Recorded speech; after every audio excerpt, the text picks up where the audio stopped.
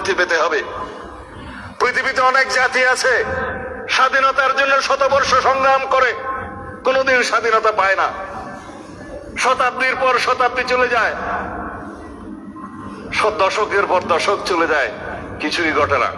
Mohammad Lenin বলেছিলেন, there are decades, nothing happens there, but there are days and weeks, decades happen there. কোন কোন দশক আছে, দিন আছে, সপ্তাহ আছে, যেখানে শতাব্দী ঘটে যায়। আমরা সেই শতাব্দীকে নিয়ে এসেছি। নিউটনের কোন আপেল নয় আন্দোলন এবং বিপ্লব, গণ অভ্যুত্থান। সেই আপেলকে পেড়ে নিতে হয়েছে, পাকাতে হয়েছে। আমরা সেই আপেলকে নিয়ে এসেছি, দলীয়করণ করা যাবে না কোথাও।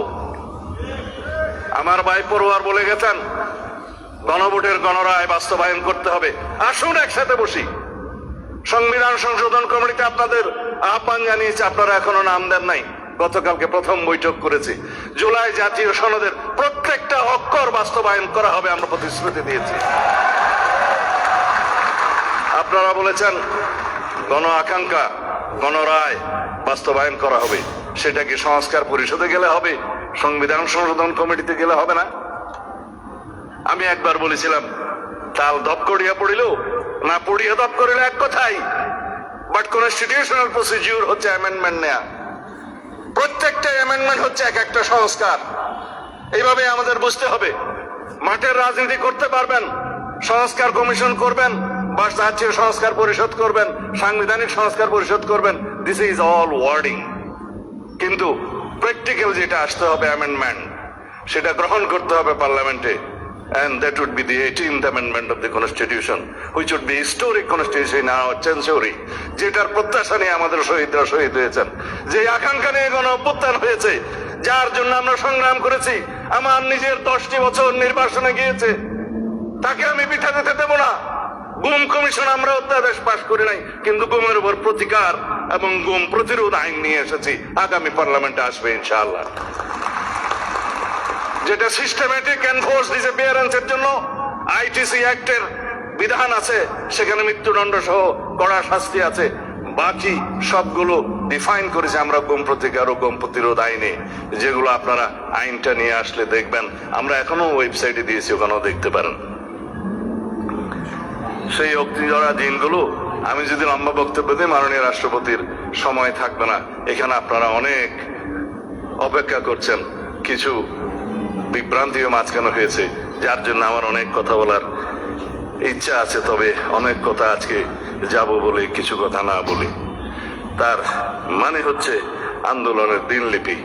যারা বলেছেন যে 36 দিনের জুলাই, এই মুক্তির মন্দির সোপান একদিনে নির্মিত হয়নি। এই সোপান নির্মিত হয়েছে 2009 থেকে শুরু করে 2024 পর্যন্ত। আমরা বলি সেই মানুষ হন, be that personality whom man follows, তিনি হচ্ছেন বেগম খালেদা জিয়া। তিনি ত্যাগ স্বীকার করেছেন, সন্তান হারিয়েছেন, নিজের জীবন বিসর্জন দিয়ে হলেও, চিকিৎসায় না গিয়ে হলেও আপোষহীন ভাবে বাংলাদেশের জন্য প্রাণ দিয়েছেন। আজকে শুয়ে আছেন এই আমাদের পাশে। তার অবদান নেই? 36 কি এমনিতেই হয়েছে জুলাই? দীর্ঘদিনের এক এক দিনের বিন্দু বিন্দু জমে আমাদের এই সিন্ধু হয়েছে, একদিনে হয় নাই। 2009 থেকে 2024 পর্যন্ত বিএনপির, ছাত্র দলের, যুব দলের, অন্যান্য বিরোধী দলের, ফ্যাসিবাদ বিরোধী গণতান্ত্রিক আন্দোলনের সকল কর্মী নেতারা গুম খুন শিকার হয়েছে, হামলা মামলার শিকার হয়েছে অসংখ্য। কোথায় যাবে সেই ইতিহাস? যারা স্বামী হারিয়েছে, স্ত্রী তার স্বামী হারিয়েছে, মা তার সন্তানকে হারিয়েছে, গুম হয়ে আজও ফিরে নাই আমার বন্ধু ইলিয়াস, তাদের কি হবে? একদিনে হয়েছে জুলাই। স্বৈরাচারের পতন কি একদিনে হয়? পৃথিবীর ইতিহাসে সেটা আছে? নাই। যদি বলি কোন আন্দোলন অহিংস সহিংস হবে, সেটা সাধারণ মানুষ নির্ধারণ করে না, সেটা মহাত্মা গান্ধী নির্ধারণ করে না। এই আন্দোলন রক্তঝরা আন্দোলন, আন্দোলন রক্তাক্ত হবে কিনা, এই আন্দোলন সহিংস হবে কিনা, সেটা নির্ধারণ করে দিয়েছে ফ্যাসিবাদী শেখ হাসিনা। আমরা প্রতিবাদ করেছি, আমাদের ছেলেরা মেয়েরা প্রতিবাদ করেছে, শূন্য হাতে রক্তাক্ত হয়েছে, রক্তে রঞ্জিত হয়েছে, শহীদ হয়েছে, রাজপথ পিচ্ছিল করেছে, তারপরে গণ অভ্যুত্থান হয়েছে, ফ্যাসিবাদের মুক্তি হয়েছে। যখন কোনো আন্দোলন তার নিয়মতান্ত্রিক গণতান্ত্রিক পদ্ধতিতে পরিচালিত হতে দেয়া হয় না, তখন ইনএভিটেবল হয়ে যায়, অপরিহার্য হয়ে যায় সহিংস রক্তাক্ত আন্দোলনের। সেটাই হয়েছে বাংলাদেশে। 2009 থেকে 2024-এর সেই সোপানগুলো বাদ দিলে জুলাইয়ের 36 দিনে কি এই আপেল টপকিয়ে পড়েছে নিউটনের আপেল? না। বন্ধুদের বুঝতে বলবো, যারা জুলাই চেতনার উপর নির্ভর করে রাজনীতি করছে, সেই রাজনীতি করা যাবে না। 71-এর চেতনাকে বিক্রি করতে করতে ফ্যাসিবাদী শেখ হাসিনা দিল্লি যে বসে আছে। আমি অনেকবার বক্তব্য দিয়েছি, শেখ হাসিনা এবং আওয়ামী লীগের রাজনৈতিক মৃত্যু হয়েছে ঢাকায়, দাফন হয়েছে দিল্লিতে। কেন বলেছি? তারা এই চেতনা বিক্রি করতে করতে বাংলাদেশকে এমন একটা জায়গায় নিয়ে গিয়েছিল, যারা মুক্তিযুদ্ধের চেতনা বললে মানুষ ঘৃণা করত। আমরা যেন জুলাইয়ের এই চেতনাকে কোনোদিন অসম্মান না করতে হয়, সেই রকম রাজনীতি করি। জুলাই আমাদের সবার, বাংলাদেশের 18 কোটি 20 কোটি মানুষের সবার সম্মিলিত প্রয়াসে আমরা কেউ কেউ হয়তো নেতৃত্ব দিয়েছি। আমাদের সামনের সারিতে যারা শহীদ হয়েছেন, তারাই হচ্ছে আসল জুলাই যোদ্ধা, আসল নেতা। তাদের আকাঙ্ক্ষা বাস্তবায়ন করাই হবে আমাদের জন্য ফরজ। অথচ জুলাইয়ের কৃতিত্ব নেওয়ার জন্য, রাজনীতি করার জন্য সবাই প্রতিযোগিতায় নেমেছে। আমরা প্রতিযোগিতা করছি জুলাইয়ের আকাঙ্ক্ষা বাস্তবায়নের জন্য। আমার ভাই পড়ুয়ার সাহেব বলে গিয়েছেন, জুলাই জাতীয় সনদের বাস্তবায়ন করতে হবে সম্পূর্ণ, তার বাইরেও করব আমরা জন আকাঙ্ক্ষা অনুযায়ী। আসুন কথা বলি, সমাজের সমস্ত সেক্টরের সাথে আমরা কথা বলবো। তাদের প্রত্যাশা কি, জুলাই যোদ্ধাদের প্রত্যাশা কি, সাংবাদিক বন্ধুদের প্রত্যাশা কি, আইনজীবীদের প্রত্যাশা কি, বিশেষজ্ঞদের কাছে আমরা মতামত নেব, সংবিধান বিশেষজ্ঞদের সাথে বসবো, এডিটরদের সাথে বসবো। আমরা এমন একটা সংবিধান সংশোধনী আনতে চাই, যে এই সংশোধনী নিয়ে আমরা অনেক বছর চলতে পারবো। কারণ বারবার জুলাই আসে না, বারবার 71 আসে না, বারবার বাংলাদেশে গণ অভ্যুত্থান হবে না। এবং এই গণ অভ্যুত্থানের মধ্য দিয়ে আমাদের যে অর্জিত আকাঙ্ক্ষা, যে প্রত্যাশা এই জাতির, সেই প্রত্যাশাকে যদি আমরা পূরণ না করতে পারি, সারা জীবন আমরা দায়ী থাকব। আমাদের পরবর্তী প্রজন্ম আমাদেরকে দায়ী করবে যে আপনারা বাস্তবায়ন করলেন না আমাদের প্রত্যাশা। সুতরাং আমি আর দুই একটা কথা বলেই, কয়েকজনের বক্তব্যের জবাব দিয়েই আমি বিদায় নেব। সেটা হচ্ছে, আমাদের এখানে শহীদ জননী এবং যিনি 2 চোখে অন্ধ হয়েছেন, জুলাই যোদ্ধা, তার কিছু আকুতি আছে। আমি মুক্তিযুদ্ধ মন্ত্রণালয়কে অনুরোধ করব, যারা আহত হয়েছেন, কর্ম করে খেতে পারবেন, তাদের বিবেচনা একটা ক্লাস করতে হবে। আর যারা এমন আহত হয়েছেন যে জীবনের জন্য বেকার হয়ে গেছেন, কিছুই করতে পারবে না, তাদের জন্য একটা ক্যাটাগরি করতে হবে। তারা যেমন 2 চোখে যুদ্ধ হয়েছে। যে শহীদ জননী বক্তব্য দিয়ে গিয়েছেন, তার আকুতি আপনাদের শুনতে হবে। সবাই একই রকম ক্ষতিগ্রস্ত না। আমিও পার্লামেন্টে আপনাদের পক্ষে জবাব দিয়েছিলাম, ক, খ এবং গ শ্রেণীর অন্তর্ভুক্ত করে শহীদ, বেশি আহত এবং কম আহত, এইভাবে আপনারা পরীক্ষা করে দেখবেন। যারা তালিকাভুক্ত হতে পারে নাই, সেটা অবশ্যই আমাদেরকে তালিকাভুক্ত করতে হবে।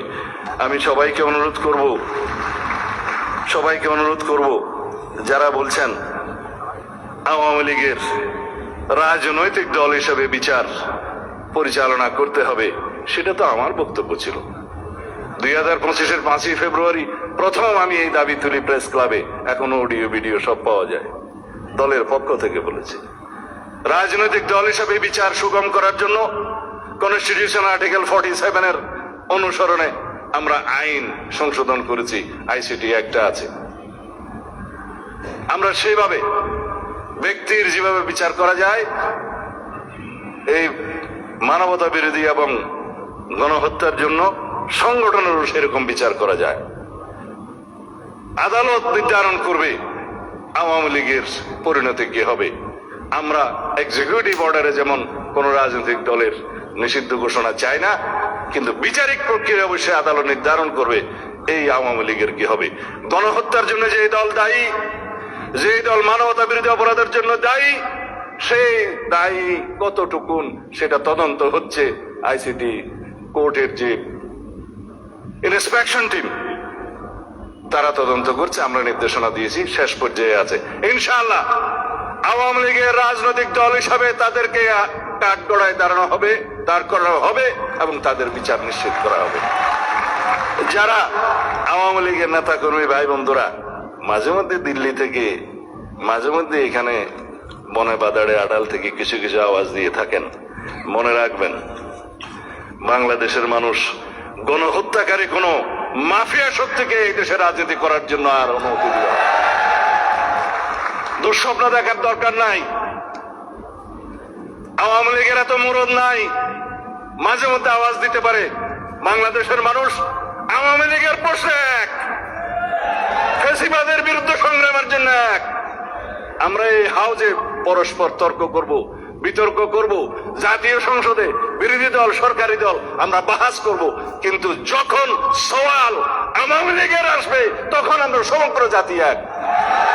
আমরা ঐক্যবদ্ধ থাকবো ফ্যাসিবাদের বিরুদ্ধে, এক প্রশ্নে আমরা ঐক্যবদ্ধ থাকবো। এই জাতির সামনে কোনোদিন আমরা ফ্যাসিবাদের উৎপত্তি হতে দেব না, উৎপাদন হতে দেব না। কোন সরকার যাতে ফ্যাসিবাদী আচরণ না করে সেই জন্য জুলাই জাদুঘর আজকে রেখে এসেছি। ওখানে যেয়ে দেখে আসবেন, সবক নিয়ে আসতে হবে সমস্ত সরকারকে, যাতে কোন সরকার ফ্যাসিবাদী আচরণ না করে। সেই জন্য ওইটা আমরা জীবন্ত জাদুঘর হিসেবে রেখে দেবো। ধন্যবাদ আপনাদের সবাইকে।